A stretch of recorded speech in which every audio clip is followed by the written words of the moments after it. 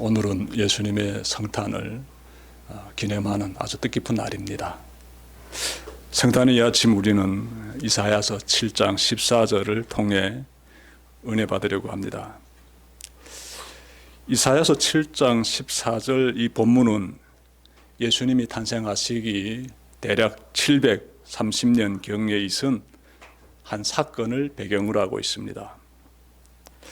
당시 사회 속으로 들어가면 이스라엘은 북이스라엘과 남유다로 갈라져 있습니다. 북이스라엘은 베가라는 사람이, 그리고 남유다는 아하스라는 사람이 각각 통치하고 있습니다. 북이스라엘 왕 베가는 아람 왕 르신과 연합하여 남유다를 공격할 계획을 세웁니다. 이유가 있어요. 남유다가 서아시아의 패권을 잡고 있는 아수르를 의지하기 때문이에요. 북이스라엘과 아람은 남유다를 공격하여 현재의 친아수르 정권이 아닌 반아수르 정권을 세우려고 합니다. 자, 그래서 이 북이스라엘과 아람 이 두 나라 연합군이 남유다의 수도인 예루살렘을 공격합니다. 하지만 점령하지는 못해요. 남유다가 연합군의 공격을 막아냅니다. 그 후에 북이스라엘과 아람은 다시 연합하여 남유다를 치려고 합니다. 신학자들은 이때를 기원전 734년으로 보고 있습니다. 아람군은 북이스라엘로 들어와 예루살렘 침공 준비를 합니다. 연합군이 또다시 집결했다는 소식을 들은 남유다의 왕 아하스는 극심한 공포 가운데 사로잡힙니다. 저들의 1차 침공은 간신히 막아냈는데 이번에는 연합군의 힘이 매우 막강해 보입니다. 남유다의 힘만으로는 저들을 막아낼 수 없어 보입니다. 남유다 왕 아하스는 이 전쟁에서 패할 것임을 직감합니다. 아하스 왕은 두려움 가운데서 두 가지 계획을 세웁니다. 하나는 예루살렘 민못의 물을 차단함으로써 연합군이 물 부족으로 어려움 겪게 만드는 것이고요. 다음은 당시의 강대국인 아수르의 도움을 얻어서 위기를 극복하는 것입니다. 아하스 왕이 예루살렘 민못의 물을 차단하고자 현장을 시찰할 때, 그때 이사야 선지자가 아들과 함께 그곳을 찾습니다. 하나님께서 이사야에게 예루살렘 윗못 수도 끝 세탁자의 밭 큰 길로 가서 아하스 왕을 만나라고 지시하신 것입니다. 이사야 선지자는 아하스 왕에게 하나님의 말씀을 전합니다. 자, 이사야서 7장 4절에서 나오는데, 너는 삼가며 조용하라. 르신과 아람과 르말리아의 아들이 심히 노할지라도 그들은 연기나는 부직갱이 구루터기에 불과하니 두려워하지 말며 낙심하지 말라. 이사야 선지자는 연합군의 뜻대로 남유다가 무너지지 않을 것이다 라고 전합니다. 그리고 하나님께 한 가지 징조를 구하라고 말합니다. 하늘 높은 곳에서든지 땅속 깊은 곳에서든지 한 가지 징조를 구하라고 말합니다. 그 부분이 11절에서 나오지요. 아하스 왕이 한 가지 징조를 구하면 하나님께서 놀라운 기적을 통해 남유다의 승리를 미리 알려주실 것이라는 이러한 의미가 이 속에 담겨져 있지요. 자, 그러면 아하스 왕이 한 가지 징조를 구하면 될 텐데 그는 이렇게 말합니다. 12절에서 나오는데, 나는 구하지 아니하겠나이다. 나는 여호와를 시험하지 아니하겠나이다. 언뜻 보기에 아하스 왕은 매우 하나님을 경외하는 믿음의 사람 같습니다. 하나님께서 남유다를 위기에서 구해 주실 것이라 굳게 믿는 것 같습니다. 그래서 굳이 징조를 보여주지 않으셔도 된다고 말하는 것 같습니다. 과연 그럴까요? 이 아하스 왕이, 이 남유다를 통치하고 있는 아하스 왕이 참 믿음이 좋은 사람일까요? 그래서 굳이 징조를 저에게 보여주시지 않아도 전 하나님께서 이 위기에서 나라를 지켜주실 것입니다라고 지금 굳게 믿고 있는 것 같습니까? 그렇지 않습니다. 13절 보시면 이사야 선지자가 아하스 왕을 향해 이렇게 질책합니다. 다윗의 집이여 원하건대 들을지어다. 너희가 사람을 괴롭히고서 그것을 적은 일로 여겨 또 나의 하나님을 괴롭히려 하느냐. 개역 개정 버전으로 제가 읽어드렸습니다. 아하스 왕은 겉으로는 신앙이 좋아 보이지만 실상은 그 반대입니다. 그는 하나님을 의지하기보다는 이 세상의 힘을 딱 붙잡고 있어요.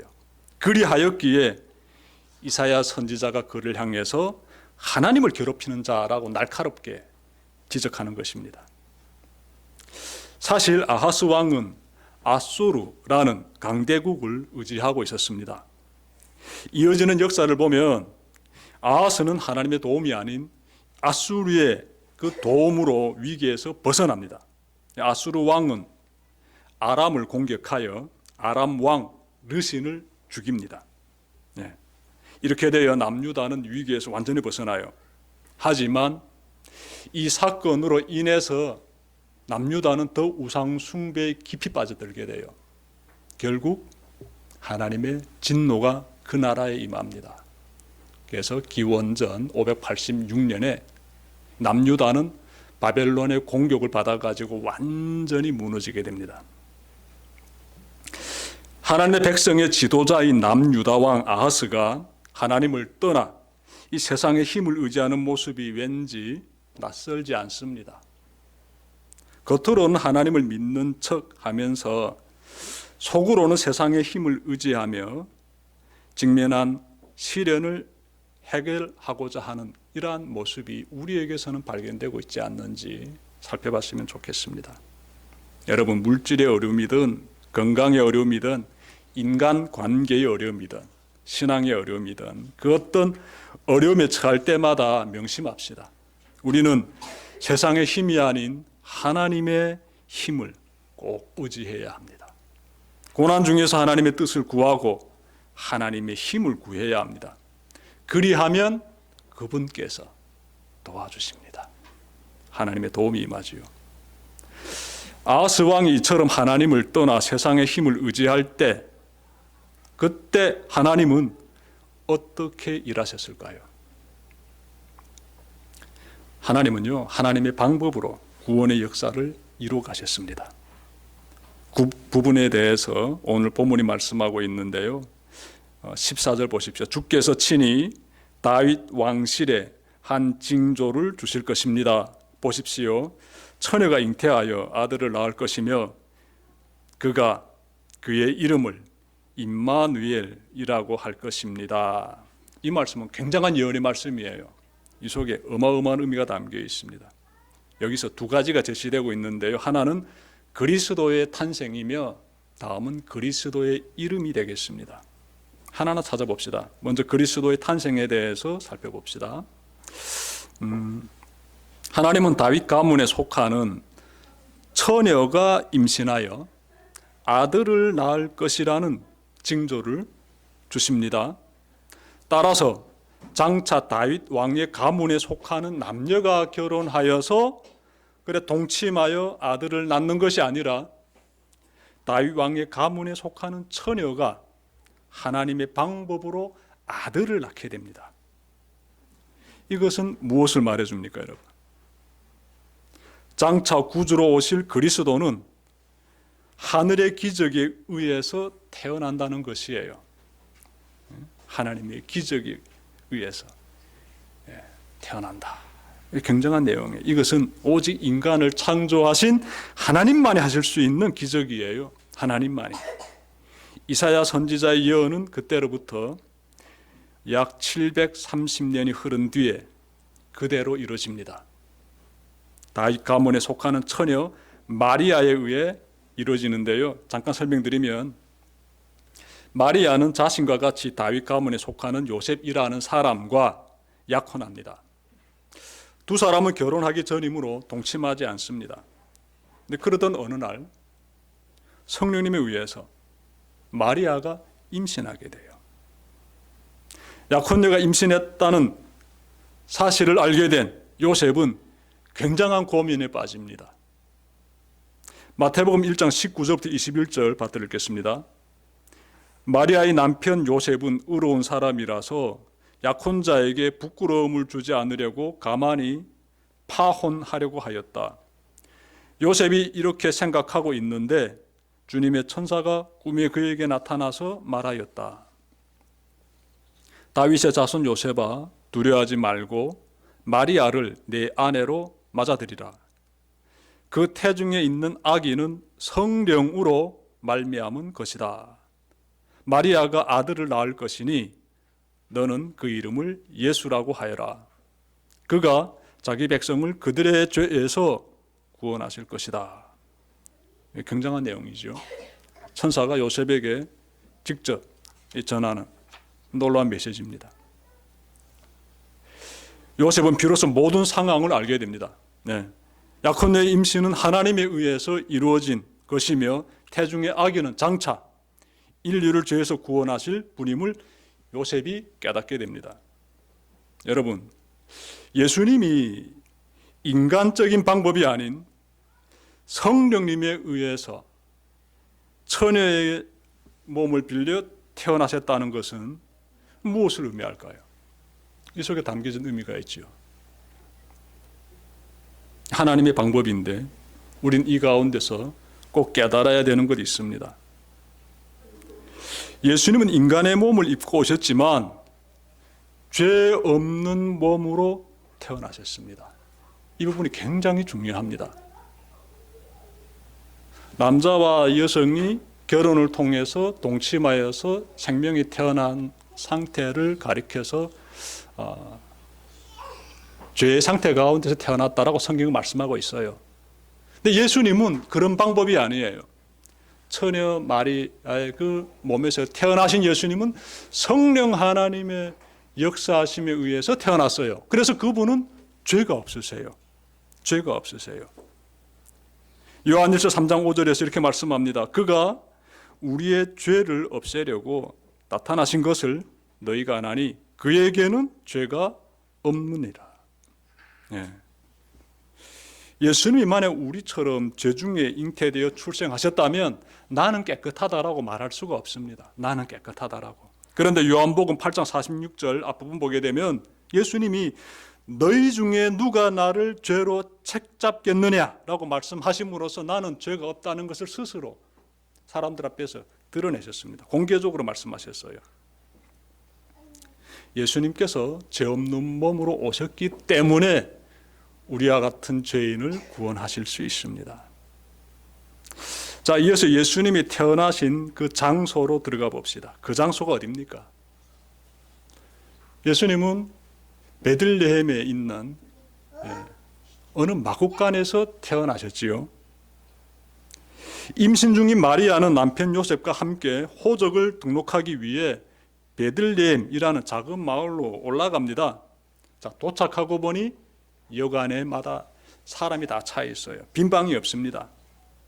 부득이 부부는 마을에 있는 어느 한 마구간에 자리를 잡습니다. 그리고 그날 밤 예수님이 태어납니다.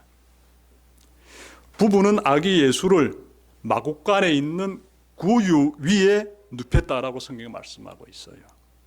이건 무엇을 말해줍니까? 여러분, 하나님의 아들이신 예수님이 얼마나 낮은 자의 모습으로 찾아오셨는지를 정말 정확하게 우리에게 보여주고 있습니다. 하나님의 아들이시면 웅장 화려한 궁전에서 태어나실 법도 한데 예수님은 지극히 평범한 가정의 아들로 오셨으며 태어나신 장소는 아늑한 방 안인 것이 아니라 먼지 날리고 찬바람이 들어오는 그러한 마구간이었습니다. 그리고 누워 계시는 곳은 구유 위였어요. 구유 위. 주님이 한없이 자신을 이렇게 낮추심으로써 온 인류를 품으신 것입니다. 온 인류를. 잘 기억합시다. 자, 다음으로 오늘 본문에서 우리가 깨달아야 될 또 다른 메시지는요, 그리스도의 이름이에요. 그리스도의 이름. 하나님께서 처녀가 낳을 아들의 이름을 임마누엘이라고 지어주셨습니다. 임마누엘. 근데 임마누엘, 이 속에 담겨진 의미가 있습니다. 하나님은 우리와 함께 계신다라는 의미가 임마누엘이라는 단어 속에 들어가 있습니다. 여러분, 성자 하나님께서 인간의 몸을 입고 이 세상에 찾아오시는 그 모습을 그려보십시오. 그리하면 예수님 덕분에 우리가 하나님 안에 거하고 하나님과 동행할 수 있음을 깊이 깨달을 수가 있어요. 기억합시다, 여러분. 우리가 믿는 하나님은 우리와 함께 하시는 임마누엘의 하나님이십니다. 우리를 멀리서 바라보고 있는 하나님이신 것이 아니라 우리에게 다가오셔가지고 우리와 함께 하시는 임마누엘의 하나님이십니다. 예. 그분은 내가 어디에 있든지 함께 계시며 나를 보호해 주시고 옳은 길로 인도해 주시는 참으로 너무나 귀하고 고마우신 그러한 임마누엘의 하나님이십니다. 지난 주일에 우리 교회 모 집사님이 자신이 꿈에 대해서 이야기해 줬습니다. 제가 이름은 밝히지 않을게요. 여러분들도 아마 짐작하실 것 같습니다. 내용은 이렇습니다. 캄캄한 동굴 같은 곳에 있는데 누군가 나에게 앞으로 나가라고 말하는 거예요. 나아가려고 보니 이 바닥이 살얼음판입니다. 캄캄한 이런 동굴 같은 곳인데 뒤에서 누군가는 나아가라고 하고 나가려고 보니까 앞은 살얼음판인 거예요. 자칫 하다가는 차가운 물에 빠져 잘못될 수 있습니다. 그래서 두려움 가운데 주저하는데 그 존재가 계속해 앞으로 나가라고 말하는 것이에요. 할 수 없이 조심히 살얼음판을 걷기 시작했습니다. 그러다가 눈을 딱 떴는데 꿈이었어요.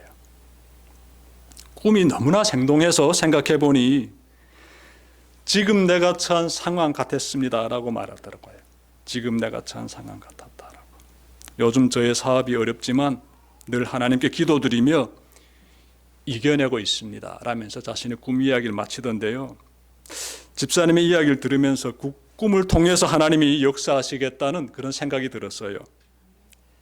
집사님의 상황이 비록 캄캄한 터널 속에 살 얼음판 위를 걷는 것 같지만 그렇지만 하나님만을 굳게 의지하고 믿음의 삶을 이어간다면 임마누엘의 하나님께서 반드시 도와주실 것이다 라고 저는 믿습니다. 지금의 어려운 터널을 잘 통과하게 하실 것이며 하나님의 뜻을 이루는 일꾼으로 들어 사용하실 것입니다. 여러분, 성자 하나님께서 우리를 구원하시려고 아기 예수님의 모습으로 오셨습니다. 그것도 낮고 낮은 모습으로 오심으로써 우리 모두를 품으셨으며 우리와 늘 함께 하시며 우리를 천국으로 인도하십니다. 성탄의 이 기쁜 복음을 마음 깊이 간직하고 성도의 삶을 변함없이 살아가는 여러분들 되시기를 주님의 이름으로 축원합니다. 기도드립시다.